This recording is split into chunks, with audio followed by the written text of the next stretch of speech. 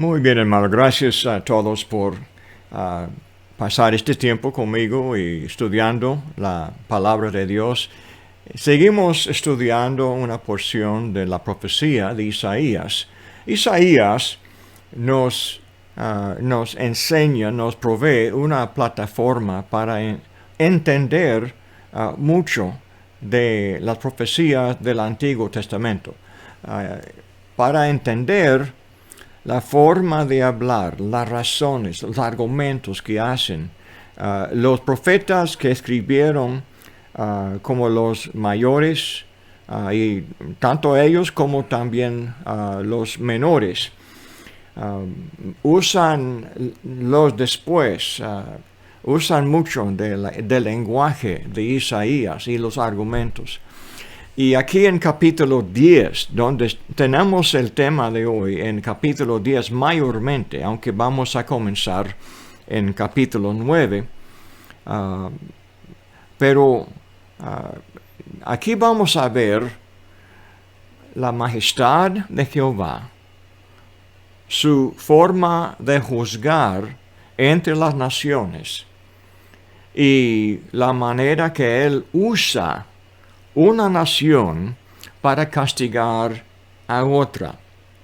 Las razones involucradas en este ejercicio. El título del estudio de hoy será, pues como tenemos 4 o 5 veces en este contexto, ni con todo eso ha cesado su furor. Esta frase se encuentra, como le dije, varias veces en capítulo 9 y 10. Y por fin llegamos en capítulo 10 al punto cuando Dios por fin dice, mas de aquí a muy poco tiempo se acabará mi furor y mi enojo para destrucción de ellos. Entonces menciona que habrá fin. Y dice, después de hacer todo lo que él quería hacer, después de lograr las metas que Jehová tenía, entonces habría un fin de su furor. Comenzando en el capítulo 9, en el versículo 8. Seguimos después de, si se acuerda, el estudio anterior que sacamos de capítulo 9 del 1 al 7 es la profecía mesiánica de Jesucristo, de un niño, como dice versículo 6, porque un niño nos es nacido, hijo nos es dado, y el principado sobre su hombro, y se llamará su nombre admirable consejero, Dios fuerte, Padre eterno, príncipe de paz. Lo dilatado de su imperio y la paz no tendrá límite sobre el trono de David y sobre su reino, disponiéndolo y confirmándolo. Esta profecía se basa en 2 de Samuel 7, la promesa que Dios hizo a David cuando David estaba en su trono, y se repite en capítulo 22, 23, cuando David estaba al punto de morir y partir de esta vida. Dios renovó esta promesa, que en su descendiente entonces habría otro ungido para llevar a cabo el plan de Dios, para traer esta justicia, para salvar a todos los hombres.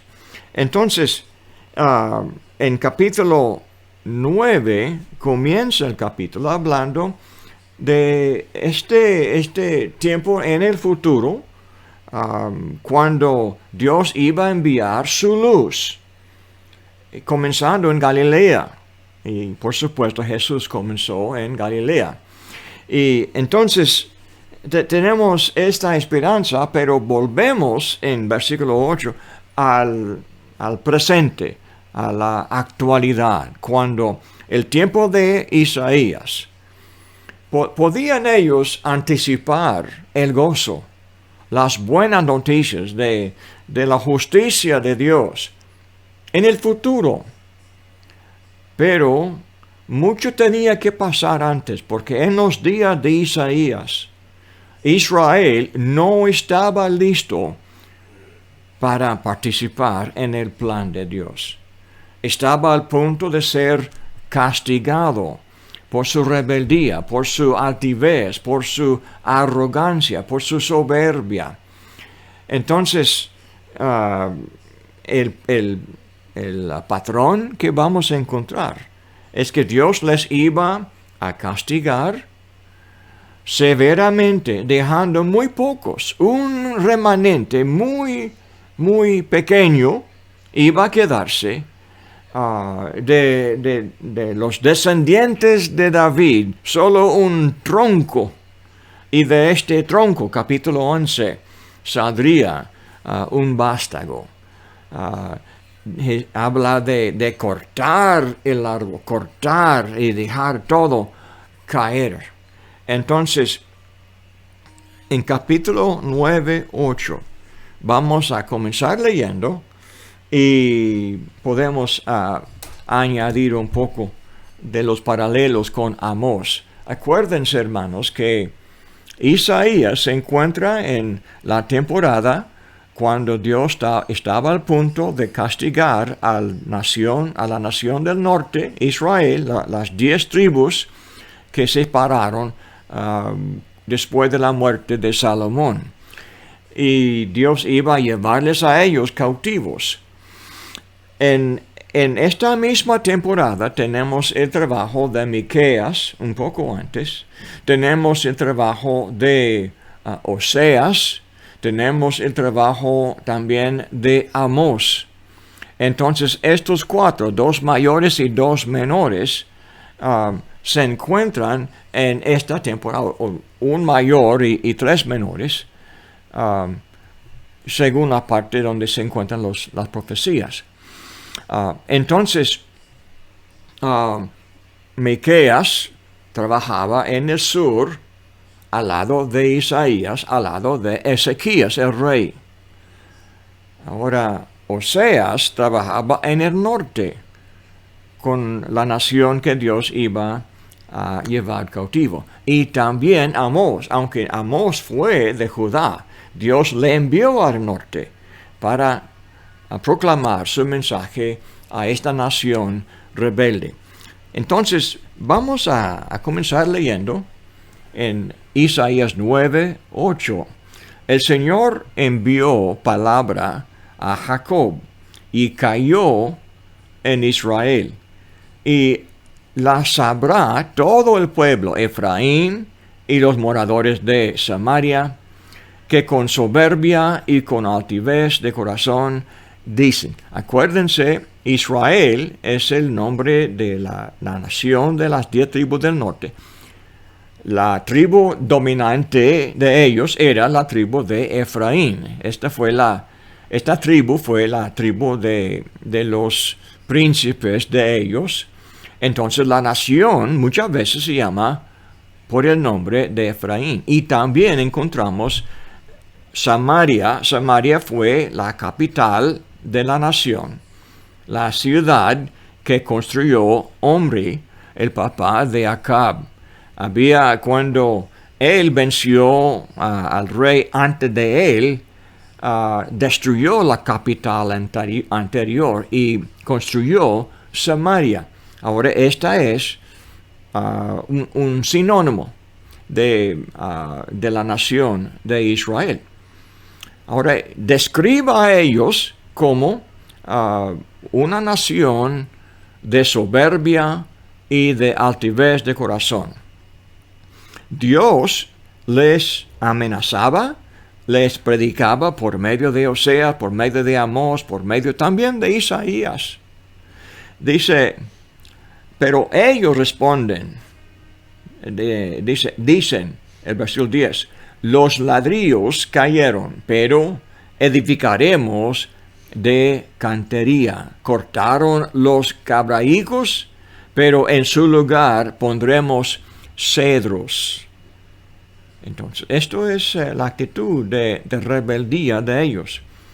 Pero, ahora, el contraste, Jehová responde, pero Jehová levantará los enemigos de Rezín.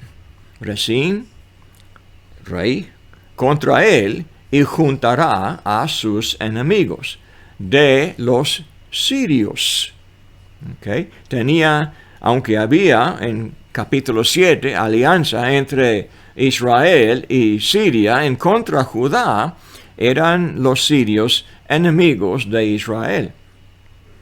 Entonces, y del oriente, los sirios y los filisteos del poniente. Los filisteos estaban en la costa al poniente desde Israel. Eran enemigos de los tiempos muy antiguos de Israel.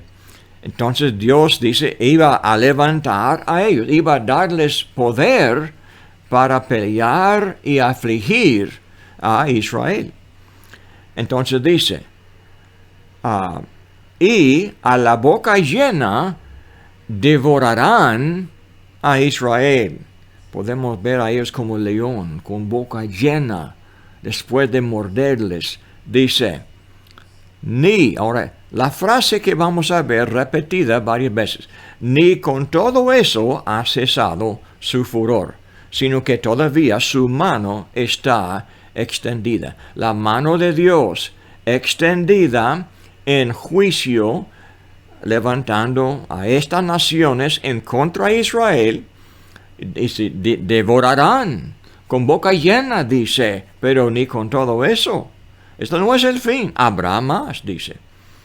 Entonces, el 13, pero el pueblo no se convirtió al que lo castigaba.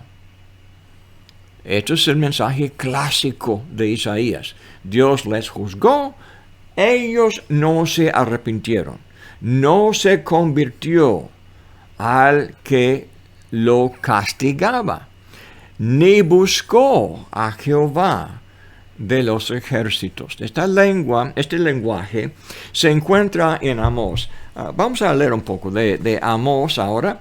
Amós, el capítulo 3, el versículo 4, dice, rugirá el león en la selva sin haber presa. ¿Dará el leoncillo su rugido desde su guarida si no apresare? ¿Caerá el ave en lazo sobre la tierra sin haber cazador? ¿Se levantará el lazo de la tierra si no ha atrapado algo? Se tocará la trompeta en la ciudad y no se alborotará el pueblo. Podemos ver el pueblo en pánico por el alarma que oyen. Dice el 7, porque no hará nada Jehová, el Señor, sin que revele su secreto a sus siervos los profetas. Este versículo es clásico. Dice Jehová, voy a castigar, pero para que ustedes sepan que soy yo quien le castiga, yo les voy a avisar de antemano usando la boca de mis profetas. Dice, si el león ruge, ¿quién no temerá? Si habla Jehová el Señor, ¿quién no profetizará? Dice Amós, Jehová habla, entonces yo tengo que hablar. Ahora, capítulo 7, versículo 1. Así me ha mostrado Jehová el Señor. Y aquí, él criaba langostas cuando comenzaba a crecer el heno tardío, y aquí era el heno tardío después de las siegas del rey, y aconteció que cuando acabó de comer la hierba de la tierra, yo dije, Señor Jehová, perdona ahora, ¿quién levantará a Jacob porque es pequeño? Se arrepintió Jehová de esto. No será, dijo Jehová. Jehová el Señor me mostró así, aquí. Jehová el Señor llamaba para juzgar con fuego y consumió un gran abismo y consumió una parte de la tierra. Y dije, Señor Jehová, cesa ahora. ¿Quién levantará a Jacob? Porque es pequeño. ¿Se arrepintió Jehová de eso? No será esto tampoco, dijo Jehová el Señor. Me enseñó así. He aquí el Señor estaba sobre un muro, hecho a plomo, en su mano una plomada de albañil. Hermano, esta imagen se encuentra en Apocalipsis, se encuentra en Ezequiel, se encuentra varias veces en los profetas, hasta el Nuevo Testamento. Jehová con su albañil, con su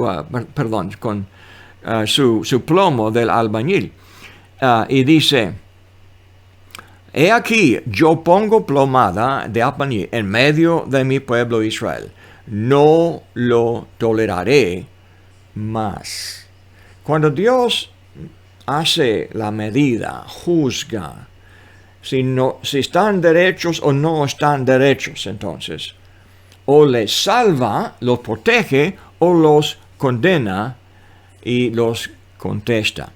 Entonces, dice aquí, no lo toleraré más. Los lugares altos de Isaac serán destruidos y los santuarios de Israel serán asolados. Y me levanté con espada sobre la casa de Jeroboam. Entonces aquí vemos, Jehová está luchando para avisar y preparar, pero los que oyen, los que ven el castigo, los que ven la advertencia del castigo, no hacen caso. Es lo mismo en Apocalipsis, en la serie de 7 trompetas. Eran trompetas para avisar, como aquí en Amós y como en Isaías. Y cada trompeta más fuerte, avisando, advirtiendo. Después tenemos ¿cómo se llama?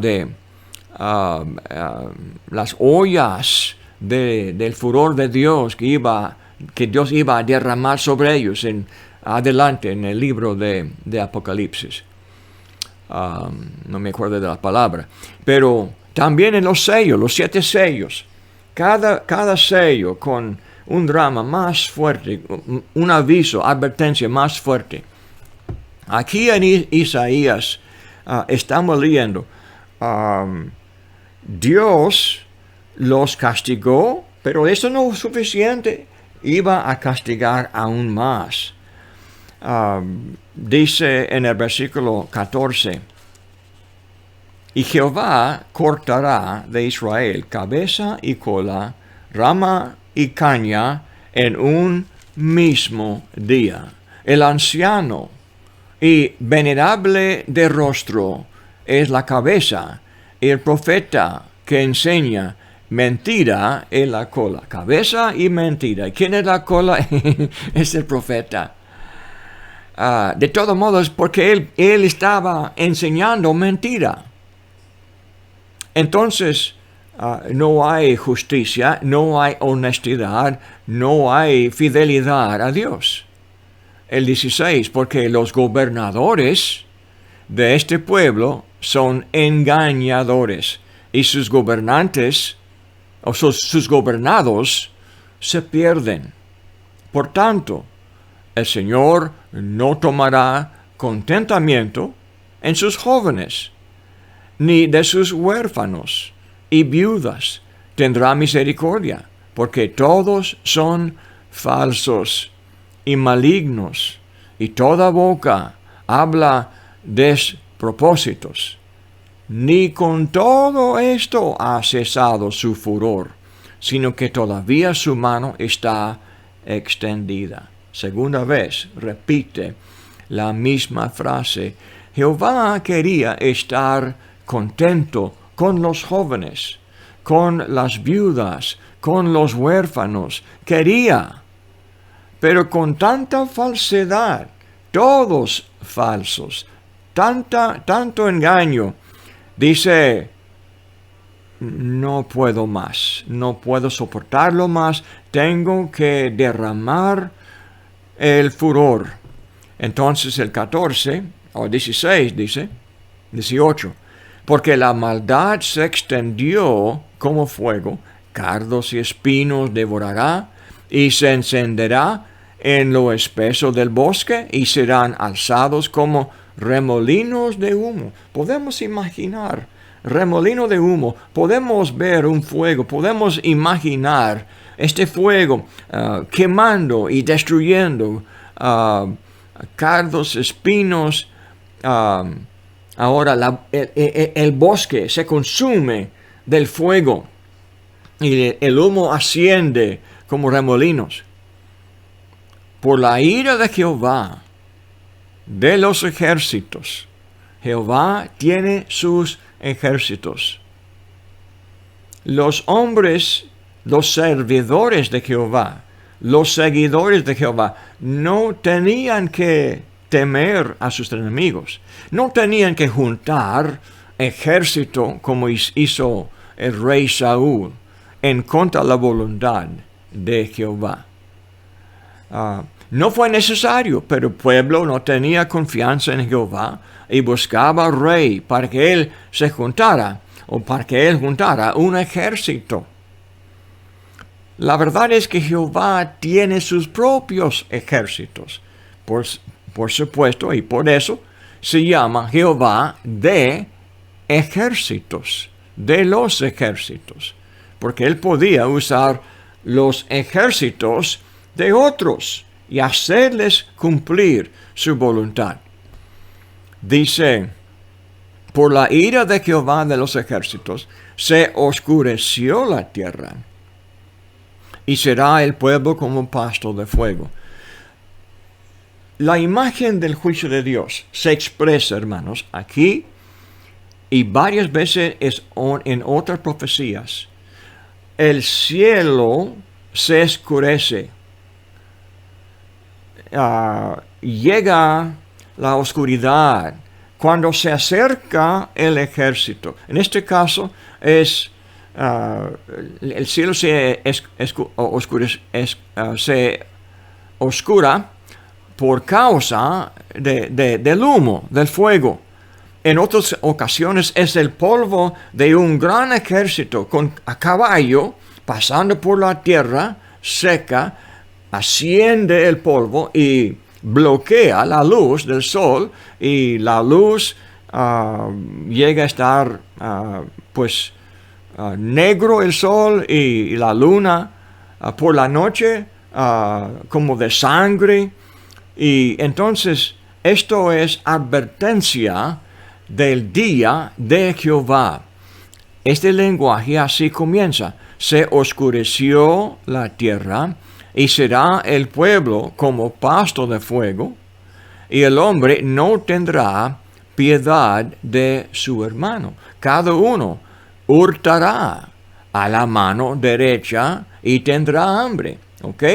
Durante la guerra no habrá comercio, no habrá libertad para llevar la cosecha, la comida de un lugar a otro. Entonces, en la ciudad, donde la gente está adentro temblando con las puertas cerradas y los muros grandes, comen toda la comida y no hay comida. Entonces, uno hurta la comida de otro en desesperación y dice que come su propio brazo. Y también habla de este lenguaje hablando de la gente Efraín a Manasés en 21. Dice, cada cual comerá la carne de su brazo. Manasés a Efraín y Efraín a Manasés. Y ambos contra Judá. Todos hermanos, pero cada uno en su desesperación de la guerra, cada uno hurtando uno del otro, comiendo uno del otro. Y por fin el lenguaje de Jeremías y de Lamentaciones de la madre que come la carne de sus propios hijos. Esto también se encuentra en Deuteronomio. Entonces dice, Manasés a Efraín, Efraín a Manasés y ambos contra Judá, ni con todo esto ha cesado su furor, sino que todavía su mano está extendida. Pensamos que la guerra puede ser asunto de algunos días o meses, tal vez un año, y se acabará. Entonces podemos volver a la normalidad. Como una plaga pasa, como este COVID.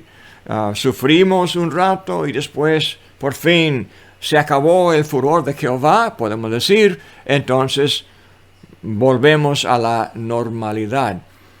En este caso dice, no, habrá más.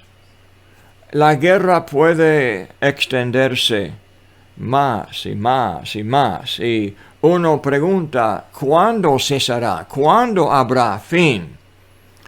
Cuando Dios juzga, no podemos imaginar el horror,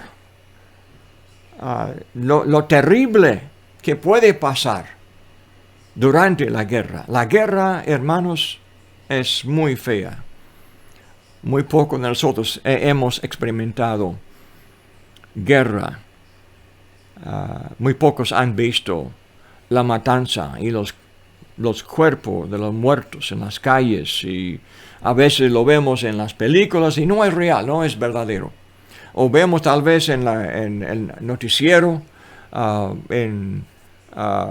por la televisión o como quiera, y vemos las fotografías, pero no es real porque está por allá y nosotros aquí.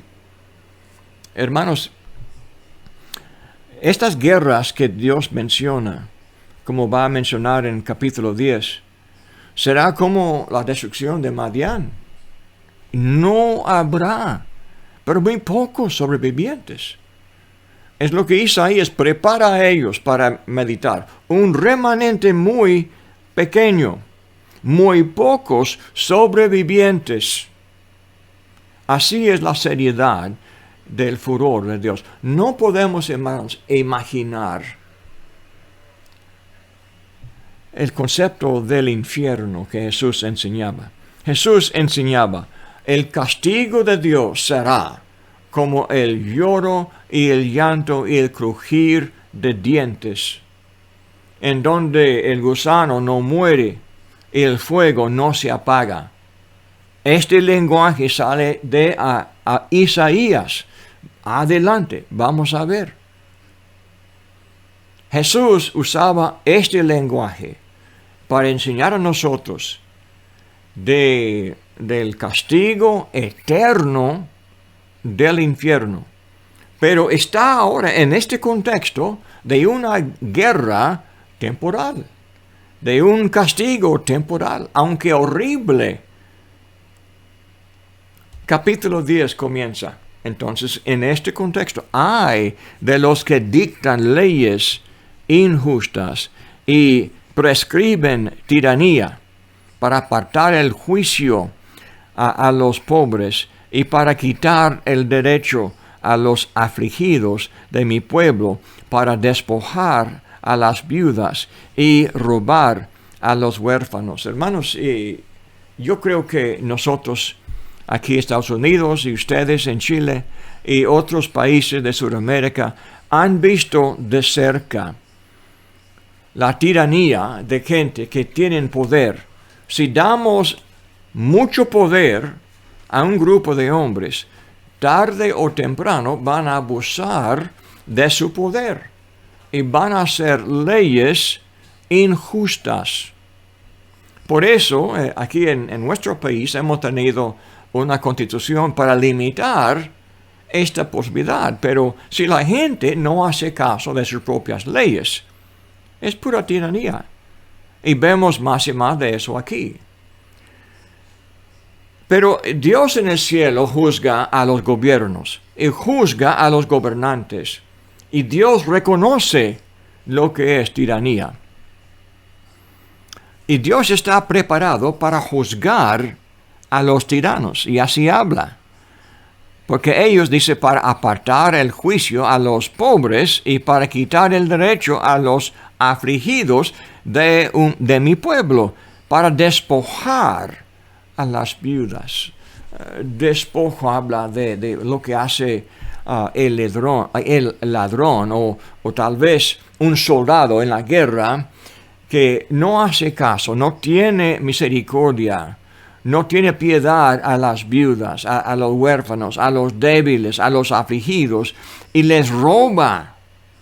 Es despojar, es de quitar, dejar como despojo de guerra, o de lo que un ladrón hurta. Dice Dios, ¿y qué haréis en el día del castigo? ¿A quién os acogeréis para que os ayude cuando vengan de lejos el asolamiento? ¿En dónde dejaréis vuestra gloria? Sin mí se inclinarán entre los presos y entre los muertos caerán. Ni con todo esto ha cesado su furor, sino que todavía su mano está extendida. Ahora, por tercera vez, se repite. Dice, sin mí se inclinarán entre los presos y entre los muertos caerán. Y aún eso, ni con eso, basta el furor de Jehová. Ahora, versículo 5 comienza a hablar de la fórmula de Jehová. Jehová iba a usar a Siria, le llama vara y bácula de mi furor. Ahora, no cesará mi furor. Ahora vamos a ver de qué manera no va a cesar el furor de Jehová. Oh Asiria, vara y bácula de mi furor. Jehová habla a esta nación muy lejos de Israel. Les va a invitar a venir y conquistar a Israel. Les llama. Dice, en su mano he puesto mi ira. Este furor que Jehová tiene en contra de su pueblo por su rebeldía, por su altivez, por su soberbia, este furor le deposita en las manos de Asiria, dice. Le mandaré contra una nación pérfida, y sobre el pueblo de mi ira le enviaré para que quite despojos y arrebate presa, y lo ponga para ser hollado como lodo de las calles. Hollado, pisoteado. Podemos imaginar al pueblo castigado, aplastado en la calle, y los soldados pisándoles, caminando sobre sus cuerpos o sobre sus cadáveres. Hollar también se usa de este pedazo de madera que los granjeros usan para moler o para separar o para triar el grano, sacando el grano de la cáscara. Hollan así, pasan mueven esta madera, este palo grande de madera, pesada la madera, para hollar y así quitar el grano de la cáscara. Así la palabra dice el 7, aunque él no pensará así, ni su corazón lo imaginará de esta manera, sino que su pensamiento será desarraigar y cortar naciones no pocas. Porque él dice, mis príncipes no son todos reyes, no es Calno como Carquemis, Amat como Arfad, y Samaria como Damasco. ¿Cómo halló mi mano los reinos de los ídolos, siendo sus imágenes más que la de Jerusalén o de Samaria? Como hice a Samaria y a sus ídolos, ¿no haré también así a Jerusalén y a sus ídolos? Esto es son las palabras de Asiria.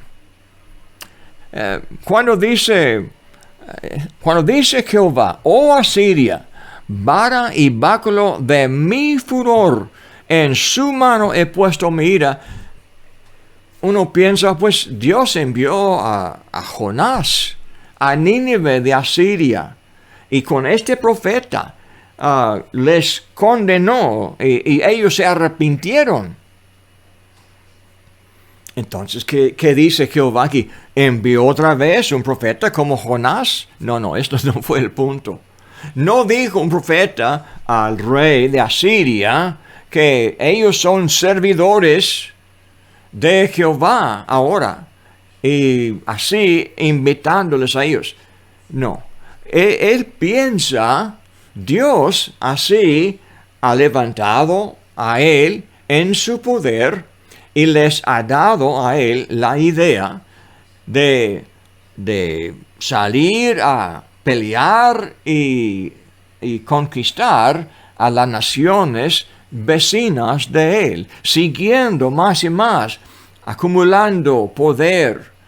Y está pensando, yo vencé a esta nación y sus dioses no podían salvarles de mí. Y ve a Samaria y cómo es Samaria distinto. ¿Cómo son ellos distintos de Siria? Una nación idólatra. Porque ellos también eran como ellos, idólatras. Llegando a Jerusalén, Manasés y antes de él otros reyes habían permitido, comenzando con Salomón aún, la ciudad llena de ídolos. ¿Y dónde estaba Jehová? Pues el templo era de Jehová, pero no fue muy obvio, porque la verdad es que todo el pueblo estaba entregado a la idolatría. ¿Y qué dice entonces el rey de Asiria? No hay Dios que a mí me resiste. Entonces, él no piensa en su propia mente que yo soy siervo de Jehová. Dice, ni en su corazón lo imaginará de esta manera, sino el pensamiento será desarraigar y cortar. Y lo que vamos a ver adelante, cuando Dios termina, cuando no necesita más la ayuda de Asiria, lo juzga a ellos por la maldad que habían hecho. Lee conmigo el 12. A Isaías 10:12. Pero acontecerá que después que el Señor haya acabado toda su obra en el monte de Sión y en Jerusalén, castigará el fruto de la soberbia del corazón del rey de Asiria y la gloria de la altivez de sus ojos. Dios usó a esta gente altiva para castigar a Israel por su altivez, y después castigó a Siria por el altivez de ellos. Lo mismo vemos adelante cuando Dios castigó la altivez de Nabucodonosor. En Daniel, Dios usó a Nabucodonosor para juzgar a Judá. Llevó por 70 años a Judá cautivo allá en Babilonia. Pero Nabucodonosor, cuando se puso altivo, Dios también castigó a él, dándole corazón de un animal, de un buey. Y él lo corrieron del palacio donde vivía, y él pasó 7 años viviendo como animal de la selva, como buey comiendo pasto allá, hasta que él pudiera reconocer Jehová sobre todo. Y allí tenemos en Daniel algo de las palabras de Nabucodonosor cuando se arrepintió él y dio gloria y honra a Jehová. Dice el 13, porque dijo, con el poder de mi mano lo he hecho, y con mi sabiduría, porque he sido prudente, quité los territorios de los pueblos y saqueé sus tesoros y derribé con valientes a los que estaban sentados. Así es exactamente lo que dijo Nabucodonosor adelante 100 años después. En su orgullo se jactaba de lo que él con sus propias manos había hecho en vencer a estas naciones. Cuando damos poder a un hombre, poder absoluto, corrompe al hombre tantas veces como fue en el caso de estos hombres. Dice el 14, y halló mi mano como nido la riqueza de los pueblos y como se recogen los huevos abandonados. Así me apoderé yo de toda la tierra, y no hubo quien moviese ala, ni abriese boca y graznase. Ahora el 15, se gloriará el hacha contra él que con ella corta. El profeta habla, Jehová habla por medio del profeta. ¿Qué hace? ¿Dónde está Asiria en esta figura? ¿El que llevaba el hacha? ¿O fue él el hacha? Pues Asiria fue el hacha en la mano de Jehová. Así Jehová gobernaba el mundo hasta hoy. Ahora tenemos a Jesús como Rey de Reyes, Señor de Señores. Hace lo mismo Jesús, gobierna. Como dijo también Jesús a Pilato. Pilato decía, ¿no sabe que tengo yo poder para matarle a usted? Dice Jesús, no tendría ningún poder si no fuera dado el poder por mi Padre. Ese mismo mensaje. Dice, ¿se ensorbecerá la sierra contra el que la mueve? Como si el báculo levantase al que lo levanta. Como si levantase la vara al que no es leño. Por esto el Señor Jehová de los ejércitos enviará debilidad sobre sus robustos, y debajo de su gloria encenderá una hoguera como ardor de fuego, y la luz de Israel será por fuego, y su santo por llama, que abrase y consuma en un día sus cardos y sus espinos. Últimamente, Israel fue el pueblo de Jehová. Últimamente. Y de su santo, de los justos de Israel, de su santo, pues últimamente el Mesías habla, la luz de Israel. Ya hemos visto en capítulo 9, se refiere a Cristo Jesús. Dice el 18, la gloria de su bosque y de su campo fértil consumirá totalmente alma y cuerpo, y vendrá a ser como abanderado en derrota. Y los árboles que queden en su bosque serán en número que un niño los pueda contar. Okay. ¿Cuántos árboles pueden un niño cortar? ¿Pueden cortar un número grande? No. Un niño puede tal vez cortar contar 1, 2, 3, 4, 5, 6, 7, 8, 9, 10. ¿Y qué? Tal vez más, depende del niño, ¿verdad? El punto es que no pueden contar mucho. ¿Cuántos quedarán? No muchos. Así es el color de la profecía de los profetas. Dice, acontecerá en aquel tiempo que los que hayan quedado de Israel y los que hayan quedado de la casa de Jacob nunca más se apoyarán en el que los hirió, sino que se apoyarán con verdad en Jehová, el Santo de Israel.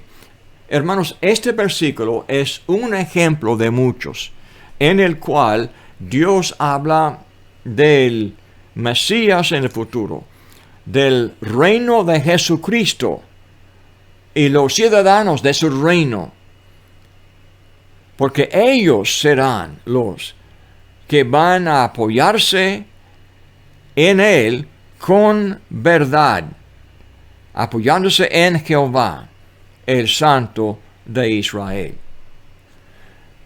Dios les iba a castigar, iban a volver, pero todavía no. Como vemos en la profecía de Zacarías y de Malaquías, no confiaban ellos en Jehová. Dios tenía que seguir enviando profeta, corrigiéndoles su falta de fe en Jehová. Últimamente Dios en la profecía está mirando más adelante en el tiempo, hasta los días, siglos después, cuando vendría Jesús, cuando Él iba a establecer el reino del Mesías. Entonces dice el 21, el remanente volverá, el remanente de Jacob volverá al Dios fuerte. Jesús siguió con esta terminología. Sí, muy pocos regresaron de Babilonia a Israel. Pero aún, sí, esto fue el remanente. Pero el remanente de este contexto, hermanos, alcanza los días de Cristo y de el apóstol Pablo. En Romanos capítulos 9, 10 y 11. Pablo explica por qué la gran mayoría de los judíos rechazaron a Cristo. Explica Pablo, solamente un remanente será salvo. Pablo usó la misma forma de hablar. Jesús dijo en Mateo 7, muy pocos iban a ser salvos. Dice en Mateo 7, usamos el versículo de vez en cuando, hablando de la autoridad de Cristo y del juicio de Dios. Dice el 7:13 de Mateo, entrad por la puerta estrecha, porque ancha es la puerta y espacioso el camino que lleva a la perdición, y muchos son los que entran por ella, porque estrecha es la puerta y angosto el camino que lleva a la vida, y pocos son los que la hallan. Y ya el tiempo casi se acabó. Déjenme mencionarles en Romanos capítulo 11, dice,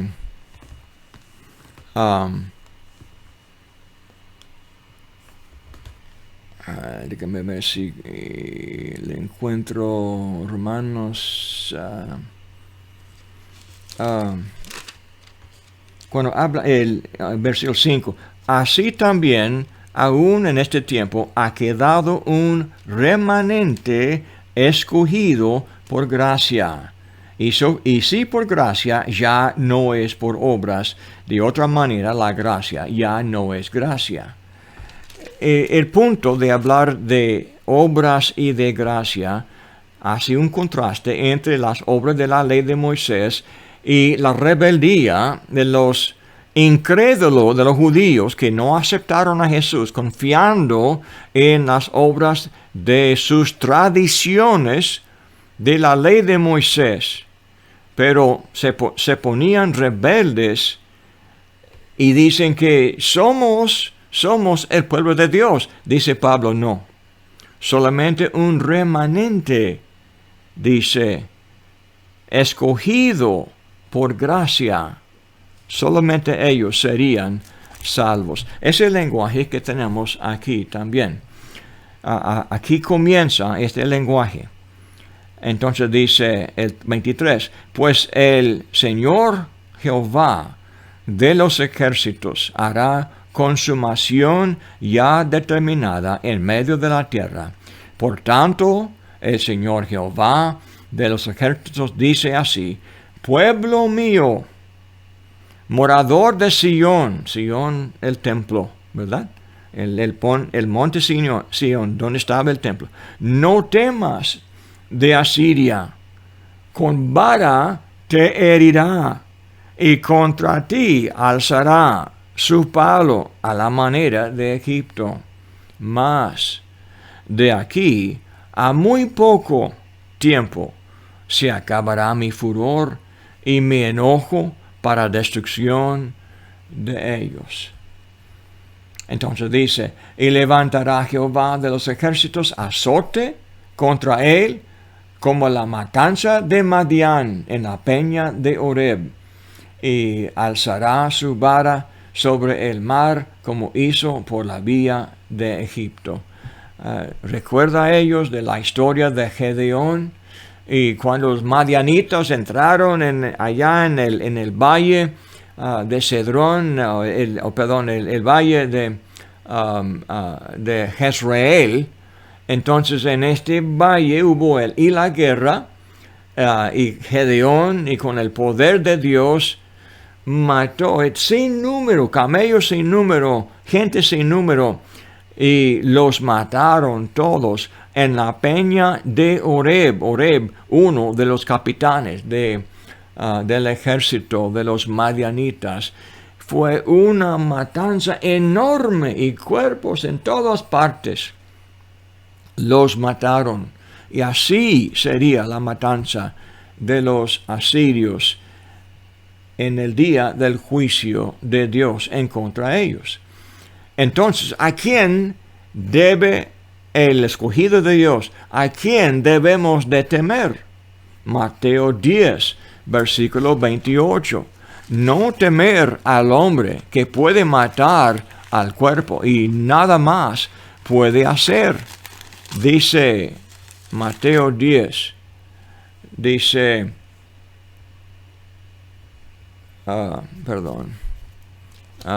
Mateo 10, estaba muy en el libro de Hechos, 10, el versículo 28 dice, y no temáis a los que matan el cuerpo, mas el alma no pueden matar. Temed más bien a aquel que puede destruir el alma y el cuerpo en el infierno.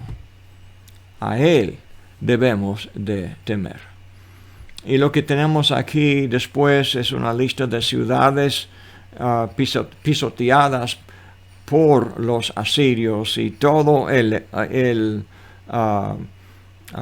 alboroto de lo que ellos sufrieron. Pero el 33 dice, he aquí el Señor Jehová de los ejércitos desgrajará el ramaje con violencia, y los árboles de gran altura serán cortados, y los altos serán humillados, y cortará con hierro la espesura del bosque, y el Líbano caerá con estruendo. Líbano fue la tierra al norte y para la costa de Israel, donde en las montañas tenían los cedros más grandes de aquella tierra. Entonces estos árboles muy grandes, estos cedros muy grandes, se cortarán, se caerán con un gran estruendo. Y así habla en la profecía de Isaías. Hermanos, esto es el mensaje. Espero que fue entendible lo que presenté y que Dios les bendiga en su entendimiento. El mensaje, hermanos, aquí es la base de mucho de la enseñanza del Nuevo Testamento. ¿A quién debemos de temer? A Jehová. No debemos de temer a los hombres que no pueden hacer pero muy poco. Y que Dios los bendiga, hermano.